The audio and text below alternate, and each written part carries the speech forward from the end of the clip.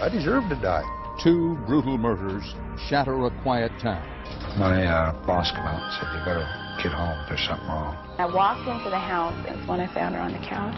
Two families torn apart. My mother was 8 months pregnant when he killed her. And I never got to say goodbye.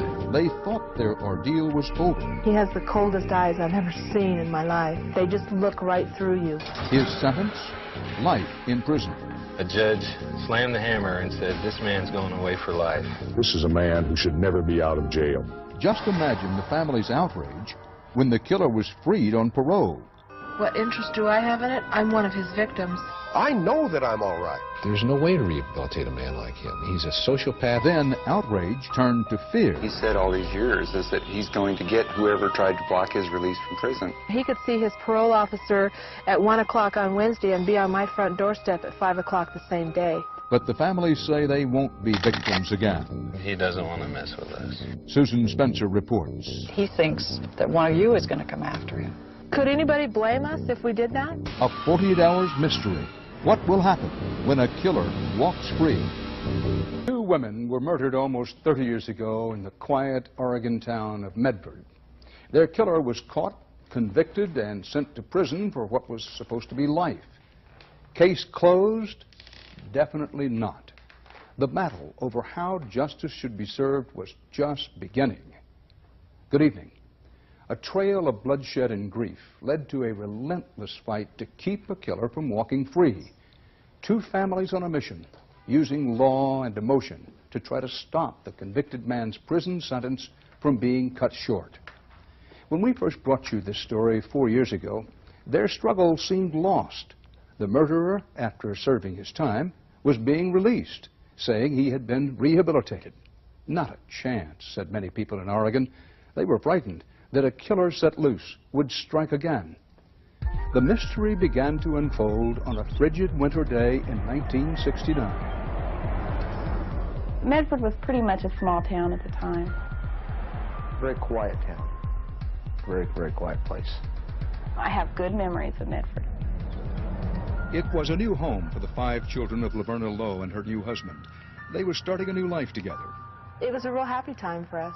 I mean, everything was peaches and cream. Laverna's daughter, Pam, was 12.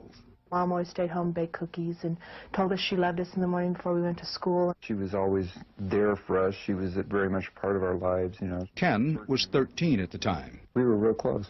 I remember Mom kissing us at the front door, telling us goodbye and saying, "I love you." You know, she always told us she loved us before we left the house.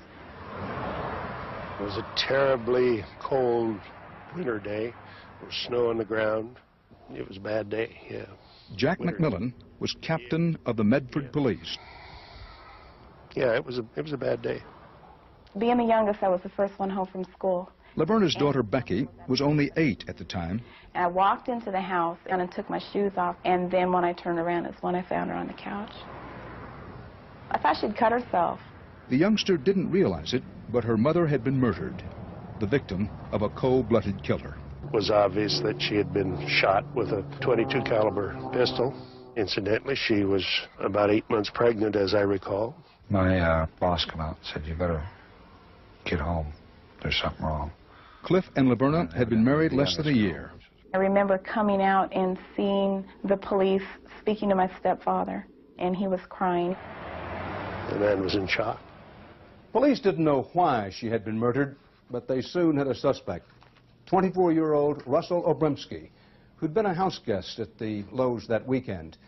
Laverna's husband had known him a bit growing up. Obremski was passing through Medford and needed a place to stay. The family welcomed him into their home. He was fairly friendly. Mike was the oldest child. He was kind of outgoing. He was a fun guy, or seemingly so. Seemed carefree, footloose, fancy-free, you know, joking around with us all the time. But there was something about the young man that shook them all. There was just something about it I didn't trust Russell Obremski. Something that shakes them to this day. He has the coldest eyes I've ever seen in my life. I mean, they just look right through you. Them eyes, I don't know, they still send a chill down my spine. Only hours after Laverna's body was found, Obremski became the most wanted man in the West. He should be considered armed and dangerous. We had one homicide. I can't feature why he would have shot her even, you know, I mean, why? That's what I don't understand. Police knew the longer the killer was on the loose, the greater the danger he might strike again. But where? They didn't have a clue. Then, across town, police got word of something else, something very troubling. A 34-year-old woman, Betty Ritchie, had driven up to the West Main Pharmacy with her 2 young sons, Bill and Bob. We all had the Hong Kong flu. 1969 was a big year for Hong Kong flu. We pulled up in front of there. My brother was to go in and get the prescription. Went into the pharmacy, had the prescription filled out. I was asked to wait in the car, but I said I want to go in and look at the toys. No young boys. Came back out, and the car was gone. Betty Ritchie and her red Chevrolet were nowhere to be found. And I never got to say goodbye. Police made a chilling discovery. They found a hay truck in this parking lot. It was Russell Obremski's. The motor still running. Obremski, gone.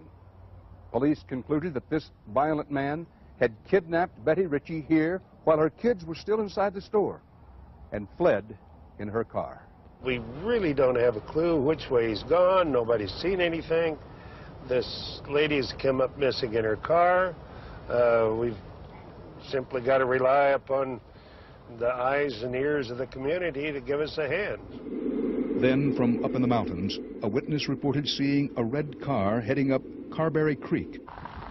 It had 2 people in it, and a short time later, it came back down Carberry Creek, and he only seen 1 person in the vehicle, the driver, which was a male. We gathered up a party of men, all the men that we could spare, to see if we could find any trace of her.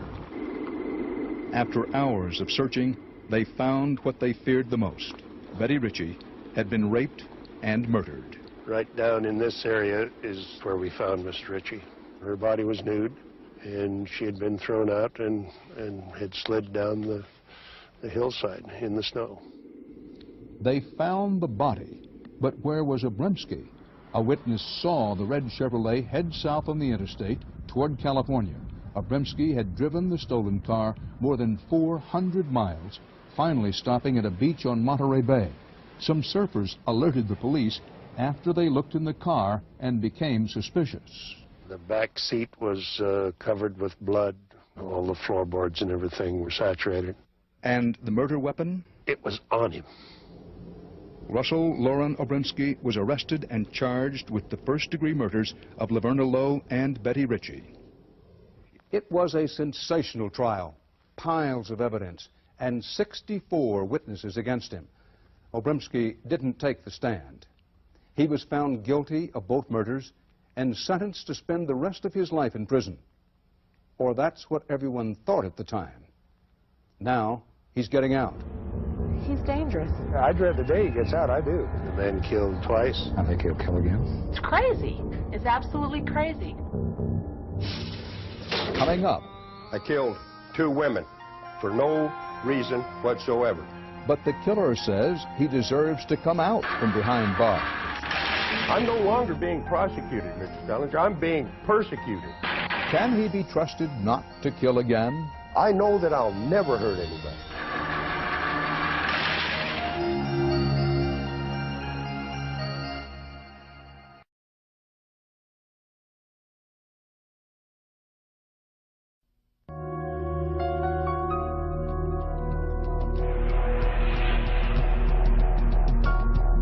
This was Russell Obremski then, and this is Russell Obremski now. What happened that morning? Well, I left the house pretty early that morning. Obremski says the day he killed the 2 women, he was drinking and using both amphetamines and LSD. I went nuts. That's what I did. I don't really remember everything that happened. Laverne said that, asked me if I wanted something to eat. We was talking back and forth. She was doing some stuff, and she said something, I don't know, I don't even know what it was.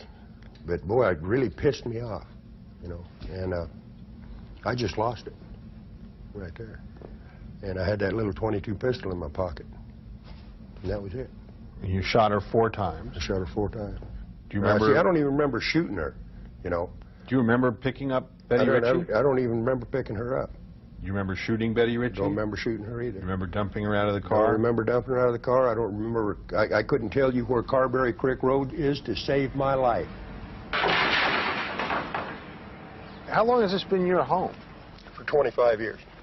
Excuse me, there's some of the pheasants right there. Oh, right here? They're doing real good. You take care of all these birds? Yeah. Who's this guy here? That's Grandpa. That's an old seagull that got caught in this razor wire here. And I dug him out of the razor wire, patched his wing up, sewed it up. He knows nobody's going to bother him. And, you know, that's kind of the way I feel in here. So who gets out of here first, you or that seagull? I'm beating him out. Yeah, I'm beating him out. 8 days remain before Russell Obremski leaves his birds and nearly 25 years in prison. He's being paroled. Russell Obremski's life started out peacefully enough. He grew up here in Fort Klamath, Oregon, where one lady remembers him as a sweet kid who was always welcome at her house. But then, around the time he turned 10, Russell Obremski's life took a sudden turn. His mother died, leaving Obremski in the hands of his stepfather.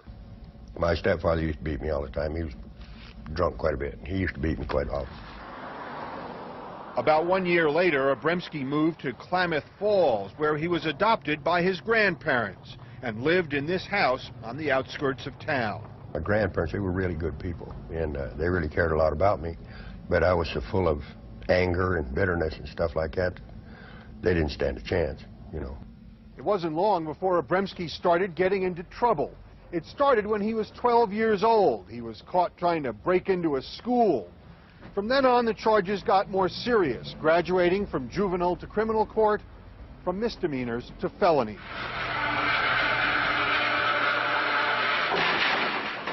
When I got here, I wanted to die. I tried to kill myself, man. A couple of times, you know. What did you deserve? I deserved to die. The death penalty? Sure. I got to ask you, if you deserved the death penalty in 1969, why do you deserve to walk free in 1993? That's the law. There was no death penalty in Oregon in 1969, so Obremski was sentenced to 2 life terms. That meant he would eventually be eligible for parole.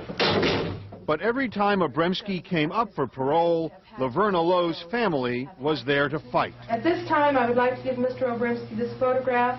This is a picture of our mother, the woman he took away from us 23 years ago. Is that wrong? Sure it's wrong.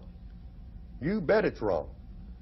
The victims would say what that is their ability then to remind the state what you did. No, it's not. It's the victim's ability to seek revenge on me. That's all it is. I'm no longer being prosecuted, Mr. Selinger. I'm being persecuted. Where do their rights end in your book? You're angry about this victims' rights movement. You're angry at these... Victims' rights isn't a victim's This victims' rights is a legal way of persecuting a man that's committed a crime after he's in prison. I don't blame Pam Nelson for her hatred and her anger towards me. I don't blame her for her feelings. I do not blame her for trying to keep me in prison for the rest of my life. I wouldn't blame her if she did shoot me in the head. But with all the bitterness she has in her, she's setting me up for a killing so she can beat it. See? When I walk out that front door, I'm a big fat freebie to her. She can walk up and put a slug in me. I couldn't stand it. I was scared to death. I just knew he was going to come after me. Bam. Are you afraid of that? Hell yeah, I'm afraid of it. Did y'all have a nice trip down here? Hope so. I'd like to welcome you to my home. My name's O.B. I'm a lifer. I killed 2 women for no reason whatsoever. Russell Obremski is making his final appearance on this inmate speaking panel, warning kids not to use drugs and alcohol, not to end up here. Because believe me, one of you at the minimum is on their way to prison. Randy Nicholson is a social worker who counsels kids at risk, and he's willing to take a risk on Russell Obremski. To do whatever I can to help him get involved with the schools. But you're not afraid of Russell? No, not afraid of Russell. You'd open your house to him? I believe so. He could move next door to you? Yeah. You're that sure? I'm not sure.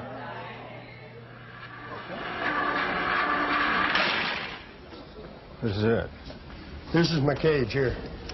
You'll have to excuse it, it's a mess. I wasn't expecting you to come up here. Yeah. That's where I live. And this is my view. This is what I look at. I like that tree. Me and that tree are good friends. What does the tree represent? It's just freedom. He's out there. Been out there, he's strong. There are people out there who say, these guys can't be rehabilitated. They can't change. How can I change that? How can I change their beliefs? I know that I'm all right.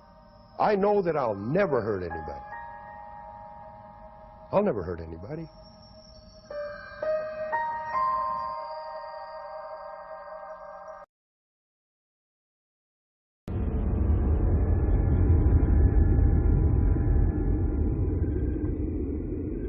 Betty Ann Ritchie was found nude. She had one bullet hole in her head.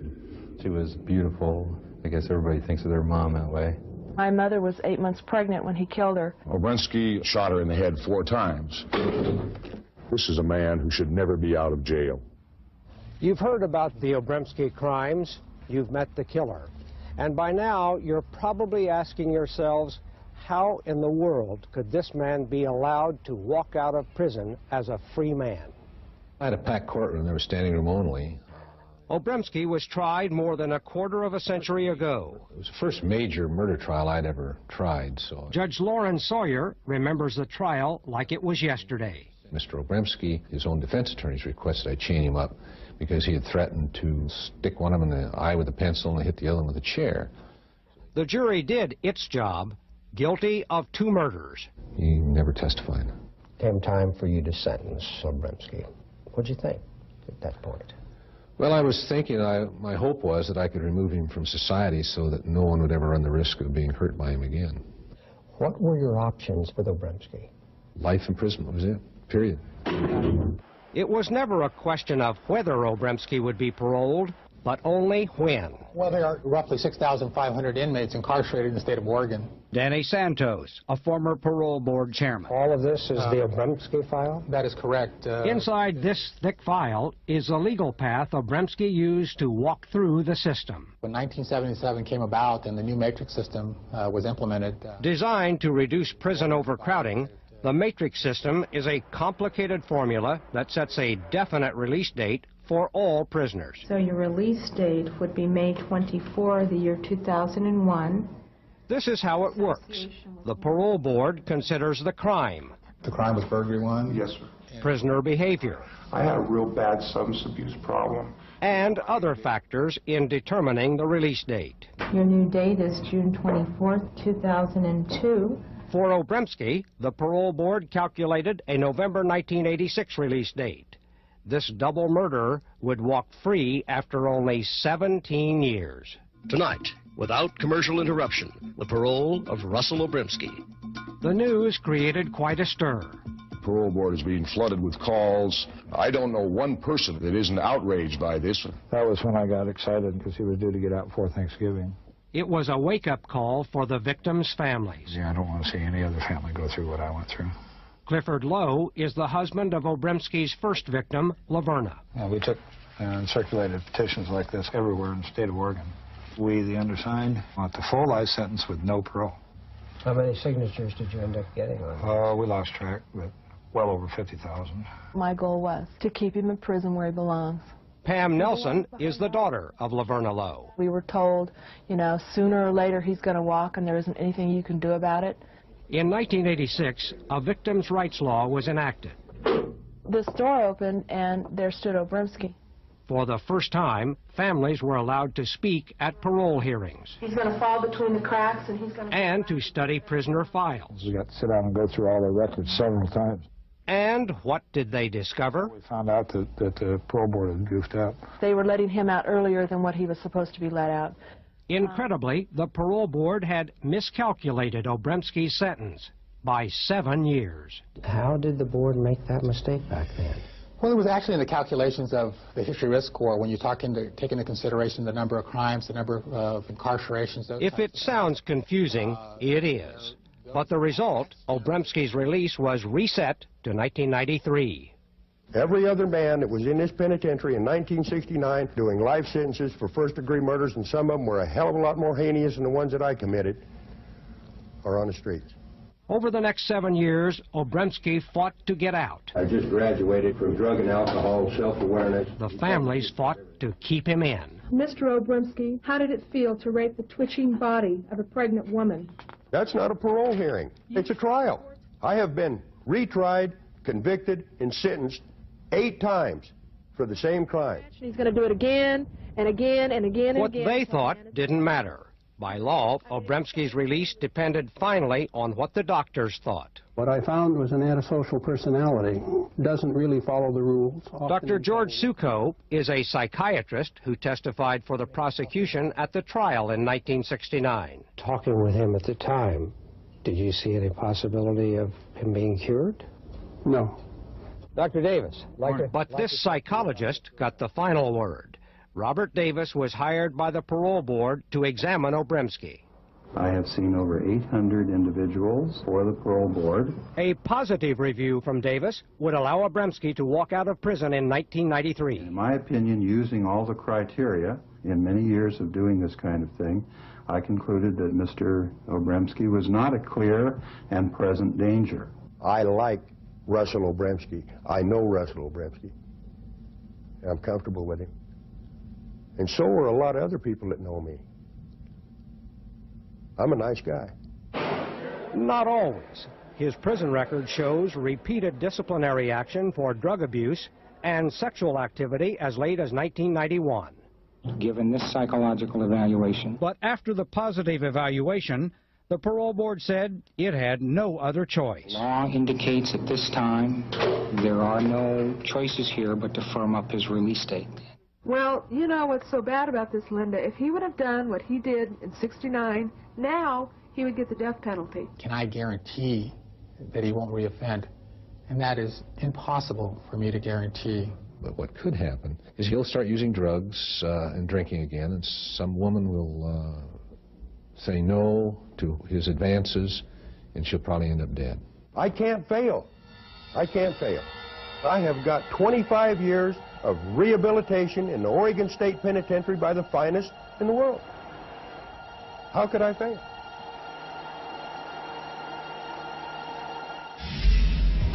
What interest do I have in it? I'm one of his victims. Still to come. Turn him loose to kill again? I think it's crazy. Is release time also revenge time? He doesn't want to mess with us. He thinks that one of you is going to come after him. Could anybody blame us if we did that?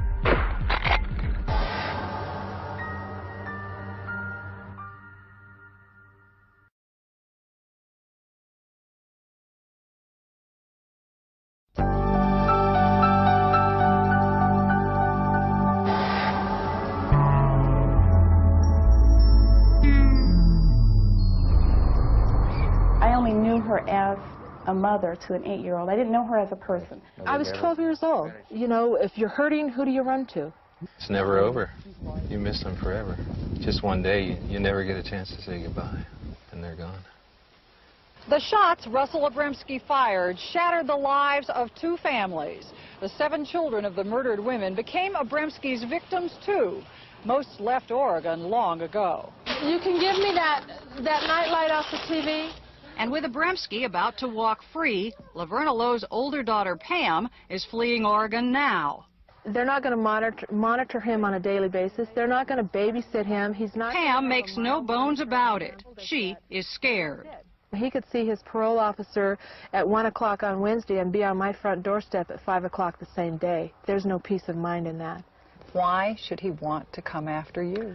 I've been a major burr in his saddle since 1987. Did you wipe out the medicine cabinet and check the drawers? Russell Obremski tells us that he thinks that one of you is going to come after him. Could he blame us? Could anybody blame us if we did that? Missed. Miles away, out hunting quail in Southern California, Bill and Bob Ritchie insist quail is the only thing they're interested in hunting. Oh, yeah, here's feathers right here. Though they lost their mother, too, that dreadful day, and are just as angry. The law says he deserves a chance. As far as I'm concerned, he can rot in a closet somewhere. You want to work down the creek and I'll go up 15 yards? Uprooted as children because of their mother's murder, the Ritchies blame Obremski indirectly for problems they've had in life. Few close friends, failed marriages. The easier going down that way. They think he will leave them alone now, but if not... He doesn't want to mess with us. Yeah. What do you mean he doesn't want to mess with us? He doesn't. Because of what you might do? Or I won't ever be a victim, that's all. Yeah, I'll protect myself. Pam Nelson is absolutely convinced that he'll do something like this again. I've heard. I've heard she's been in his face quite a bit for the last several years. I need to know if there is a definite parole plan for Russell Obremski yet. At the 11th hour, before Obremski's parole, Pam is in his face again. But what happens on those mental evaluations if they find that he is not safe to be on the outside? Mixing moving... I called them yesterday and they said they didn't have it. With desperate phone calls to state officials. Does he have a job? Does he have a place to live? Trying to stop the inevitable. What interest do I have in it? I'm one of his victims. Why should this state, anybody in this state, have to deal with this man? It's not fair. It's unjust. It's crazy. It's absolutely crazy. Pam's still got a lot of anger and even fear of Obremski. Pam's brother, Ken, claims he's over that, finally. But nonetheless chose to move to Alaska as Obremski's parole neared. He drives a cab here. He said all these years is that he's going to get whoever tried to block his release from prison. And we did indeed try to block his release from prison. But what, you don't believe that he will? I don't know if he will or not. It just doesn't matter to me anymore. I don't care if he does or not. I'm not at the point where I can say I can forgive the man. Okay? But I am at the point where I'm not going to hold it against him anymore because I'm not going to give him that power in my life anymore. The week so far has been pretty good. Ken says only counseling through 3 marriages, bouts with alcoholism and drugs, brought him to this point. You're talking 24 years of self-destruction going on here. Whoa! I was a straight-A student in school. I had a dream of being a jet pilot. And after that, nah, forget it. You know, that was gone. Each one of us kids has suffered the consequence of being basically abandoned and left to our own devices to overcome all that happened then. There's no closeness in our family anymore. We had that before he killed my mother. It was there. You know, we had Christmases at Grandma's and we had family get-togethers, and I had a mother that kissed us goodbye every morning and told us she loved us as she went out the door. That was there until he came to our house. The family agrees Obremski's responsible for so much pain, for broken marriages. Pam's had too. So here are all the family pictures. These are the ones. And your mother in the middle. Place of honor. Her brothers and sister agree that Becky, the youngest child of Laverne Lowe, has best put the fears behind her. Ironic, since at age 8, she found the body. These pictures are very therapeutic for me because for many years that was the only memory that I had that stuck out in my mind of my mother was seeing her in the condition that I found her in. And there is less comfort in some of the others. I could see it by the looks in the eyes when these pictures were taken based on whether it was before or after the murders. I could see it. This before? See how happy she is? You know, you can see such a difference. You can just see the pain. You can see the pain on his face. Elizabeth lives in Greenville. Yeah. But Becky vows the pain will not be passed on to her own kids. She says she's happy today after much counseling and help from God.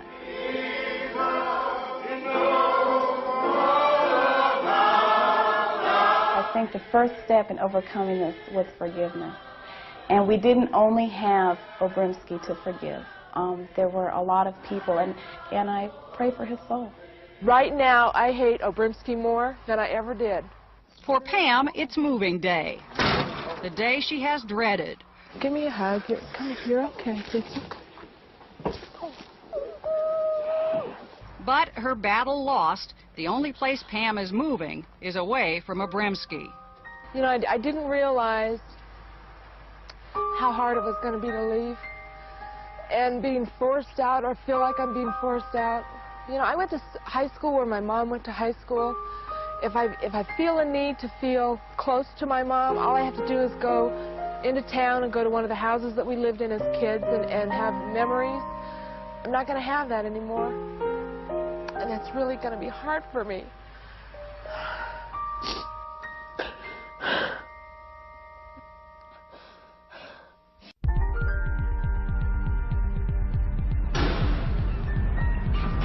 You will not leave the state of Oregon without first having written permission. You're not to own or possess and control any weapon. You will not possess any controlled substance. You shall not change your dwelling without... November 8, 1993. Russell Obremski is finally out of prison. You're to obey all laws. He has been freed. And you're not to enter and reside in Klamath or Jackson counties. But he's not totally free. Or have any contact with the families of the victims. Yes, sir. Do you have any questions? No, sir. He's on parole for 3 years. Can I hear a sign? He's almost on his own. Thank you very much, Good luck. Mr. McCann. Yep. It's not going to be easy. For now, his parole officer will check on him twice a week. Russell, you're shaking. Yeah, I'm nervous. Yeah, I'm nervous. There ain't no walls out there. It's going to be real traumatic. Is this feeling like you thought it would? No. No? No, I'm scared to death. Just outside the parole office. Look at that, man. They got cameras all over the place down there. Okay, we're going out the back door. We're ready. Anytime. Let's go. Obremski is about to get his first taste of the outside world. You think you should be a free man? He has walked out of a cage and into a fishbowl. People in Oregon are following the Russell Obremski case so closely because of a man named Cal Brown. Just like Obremski, Brown was released from prison on the strength of a psychological report and was on parole here in Eugene. Roughly 2 months after he got out of prison, Cal Brown got into trouble. Big trouble. While he was on parole, Cal Brown killed one woman. He cut her throat 3 times, huge slashes across her throat, and he stabbed her 3 or 4 more times. And almost killed another woman. At that point, he reached under the pillow again, pulled out the opened knife, and he raped her. He got life for the attempted murder. We need you to move back. The other way. He got the death penalty for the murder. Keep going. He should never have been released. Did you make that point? Yes. Yes, I was at the parole hearing. This woman was assaulted by Brown in 1983 and did not want to be identified. I was scared, and I'm still scared. I told him he was going to do this again. Her testimony in court helped put Brown in prison for 7.5 years. But nothing she said to the Oregon Parole Board could keep him there. I have ran that through my head over and over and over, thinking if there was just one thing I could have said, that girl in Seattle could still be alive. But yeah, I don't know what I could have said. Brown was released because, like Russell Obremski, he had a positive psychological review. You've been following the Obremski case. Obremski says he's a different man now. Oh, yeah. Psychiatrists say he's a different man now. Supposedly Cal Brown was a different man now, too. He was in remission. He was a model prisoner. He was this good little boy now. You've heard this all before? Yes. Were you sure in Brown's case? Sure that he hadn't changed? Yeah. I had no doubt in my mind. No doubt. Okay, here we go. Get ready to get out. Take a seatbelt off. Who is this guy? Can you be that sure with Obremski, though? Is it worth it to lose another life and risk not being sure? Yeah, here's a bunch more of these jerks. Why should someone else die just to give this guy a try? Mr. Obremski, can we talk to you just real briefly before you... Why should he have more rights than the victims who are dead or the victims' children who are living this? Just have a minute with you, sir. For the first several months, Obremski will be staying at a halfway house in Eugene. Talk to you real briefly. Boy, I didn't know freedom was so hard. This is going to blow over. Yeah. It's got to. I need a cigarette. That's what I need. That's all I got to do. Let it go. Leave me alone. I'm not bothering anybody. All I'm trying to do is do something right, and they want to keep it up, keep it up. Obremski's new house, what do you make of this place? Beautiful. Have a nice yard. Is a halfway house, halfway between prison My own room, man. and total freedom. Man, oh man, oh man.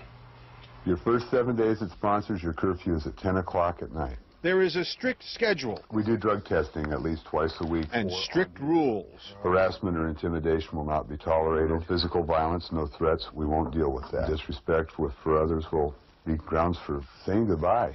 You want me to sign that? Feels good to sign my name without having to put a number behind it. Jeez. Russell Obremski has been away from society for almost 25 years. It's hard to say with certainty whether he's going to make it or not. Todd Clear is a criminologist at Rutgers University in New Jersey. His age is in his favor. People in their late 40s and into their early 50s are not as active criminally as young parolees are.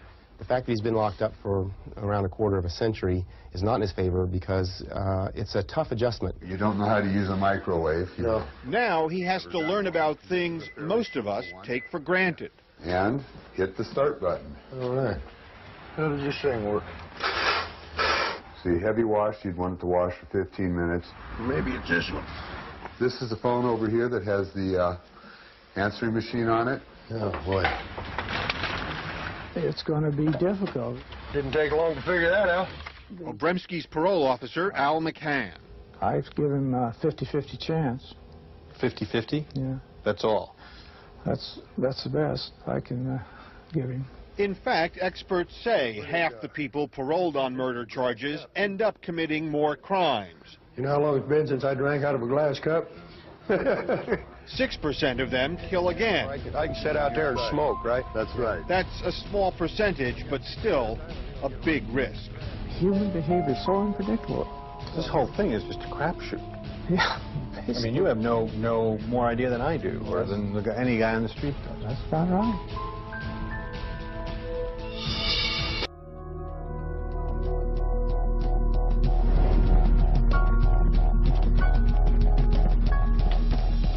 He's capable of, I think, raping and killing. I really do. I think he's a very violent person. And I don't think he's changed that much. While his victims can't forget the crime he did, Russell Obremski can't forget the time he did. I want to put that in a frame. It looks like a star for every 5 years. Every 5 years. A going-away present from a fellow inmate after nearly 25 years in prison. He told me, he said, put this in a frame and hang it on the wall, and every time you start thinking about doing something stupid, he said, count the stars, see if it's worth it. Look at that, man. You got another tree to look at. Yeah, but look at that one, man. There's no wall between me and that tree.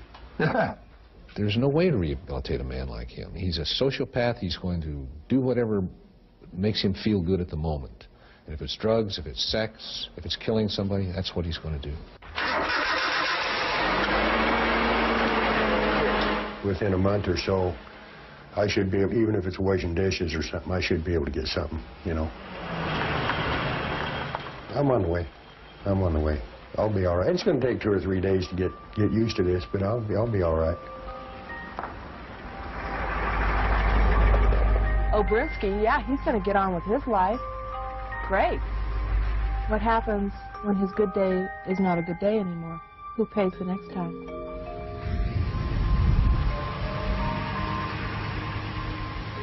So, what happened to Russell Obremski?